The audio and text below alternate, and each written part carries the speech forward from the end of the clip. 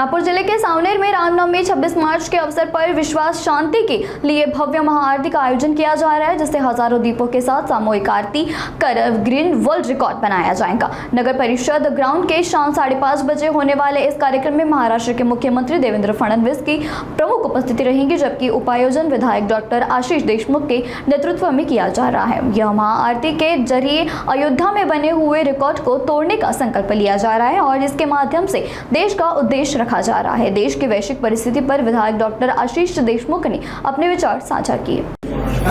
युद्धामुळे त्रस्त आहे म्हणून पहिलेपासून चालू असलेलं युक्रेन रशियाचं युद्ध असेल किंवा आता चालू असलेलं इस्रायल अमेरिका इराणचं युद्ध असेल किंवा मध्ये सुरू झालेलं पाकिस्तान अफगाणिस्तानचं युद्ध असेल, यामुळे मानवजाती त्रस्त झाली आहे। मोठ्या प्रमाणामध्ये आक्रोश आणि मोठ्या प्रमाणामध्ये जनसामान्य लोक याच्यामध्ये भरडले जात आहेत, मरत आहेत। अशा याच्यामध्ये नागपूर जे सातत्याने वेगवेगळ्या विचारांना समोर आणण्याचं ज्यांनी काम केलं आहे, एक शांतीचा संदेश घेऊन एक विश्व शांतीसाठी विश्वविक्रमी आरती महाआरती ज्याची नोंद गिनीज बुक ऑफ वर्ल्ड रेकॉर्डमध्ये होईल अशी मर्यादा पुरुषोत्तम रामजींच्या म्हणजे रामनवमीच्या दिवशी आम्ही सावनेर येथे करतो आहे। आणि जो अयोध्येला महाआरतीचा रेकॉर्ड झाला होता तो नक्कीच तोडण्याचा संकल्प आमच्या सर्व संचलन समितीचा आहे।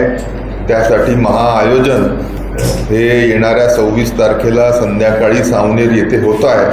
म्हणून अशा या विश्व शांतीसाठी विश्वविक्रमी महाआरतीचं लोकांना माहिती व्हावी, त्यासाठी आपल्या सर्वांची मदत ही आम्हाला गरजेची आहे। आणि आपल्या आपल्या माध्यमातून जनसामान्यांपर्यंत ही माहिती जावी आणि माहितीसोबत त्यांनी याच्यामध्ये सहभागी व्हावं, यासाठी आजची ही प्रेस कॉन्फरन्स आहे। गिनीज बुक ऑफ वर्ल्ड रेकॉर्डचे लंडनवरून सर्व त्यांचा चमू हा याच्यासाठी येणार आहे आणि एकत्रित दीप प्रज्वलित करून आरती करण्याचा जो रेकॉर्ड आजपर्यंत आहे त्याला तोडण्याच्या दृष्टीने आमचे हे प्रयत्न आहेत। आणि अशा या महाआरतीला आपण देखील सहकुटुंब यावं अशी आपल्या सर्वांना विनंती करतो। नहीं, इसमें सम्माननीय राज्य के लाडले मुख्यमंत्री देवेंद्र जी फडणवीस साहब भी आने वाले हैं और वह भी ये विश्व वर्ल्ड रिकॉर्ड में सहभागी होने वाले हैं। तर आपल्या नागपूरची पोद्दारेश्वर मंदिरातली पूजा झाल्यानंतर ते तिथे सावनेरला येणार आहेत आणि 5:30-6 वाजता ते तिथे पोहोचतील।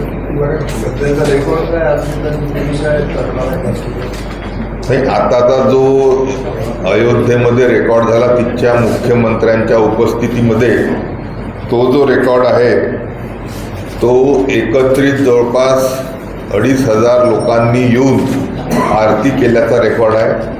आमचे प्रयत्न आहे की ह्यामध्ये किमान 15,000 लोक सहभागी होऊन तो रेकॉर्ड तोडतील।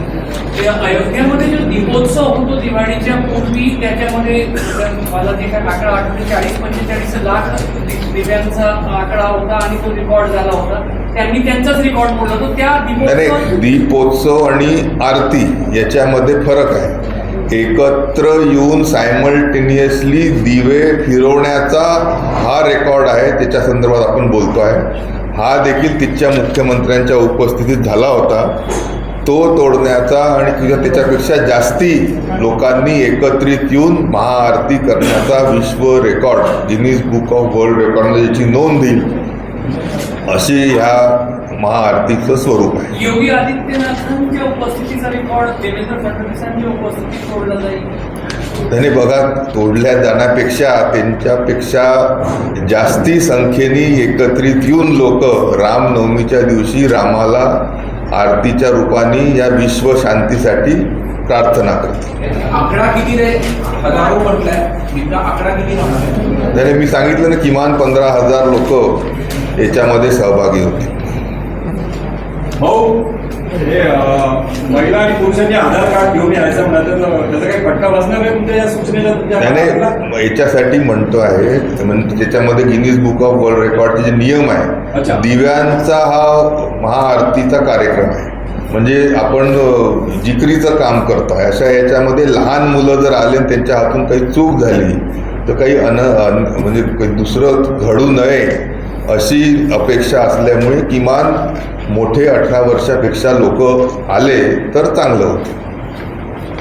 आरतीला लागणारं सर्व सामान हा संस्था देणार आहे की स्वतः लोकांना आणायचं आहे? सर्व त्याने तिथे सगळी तयारी सर्व दृष्टीने राहणार आहे. फक्त लोकांनी यावं, गिनीज बुक ऑफ वर्ल्ड जे चमू आहे तो त्यांची मोजणी करत आणि त्याच्यानंतर आरतीमध्ये सहभागी व्हायचं आहे. त्या पहिले 2-3दा रिहर्सल देखील तिथे होणार आहे.